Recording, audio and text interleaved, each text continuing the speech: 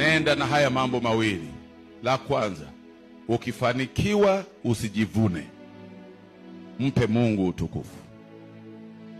Umeimba vizuri na watu wamekusifu, mwache Mungu ainuliwe, sio wewe. Ni mhubiri ambaye ukimaliza kuhubiri watu wanasema umetubariki, umetugusa. Usipokee utukufu huo, mpe Mungu, ndiye mwenye utukufu huo. Umepewa madaraka, umepewa cheo, Mungu amebariki shughuli zako, usijivune. Fundisho la pili, kutana na Mungu. Ruhusu mafunuo ya Mungu ya kutokee kama ilivyotokea kwa Isaya. Akamwona Mungu katika utakatifu wake.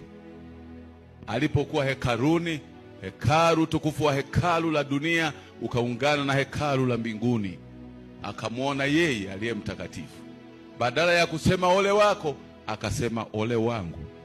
Ruhusu Mungu akuonyeshe madoa ya hatia yako. Mahali ambapo katika maisha yako ya imani panahitaji matengenezo bado, Mungu aruhusu kwenye kambi hili. Ndipo useme na Paulo, katika wenye dhambi mimi ni mkuu wao. Mungu akubariki unapojitoa moyo wako kwa Yesu.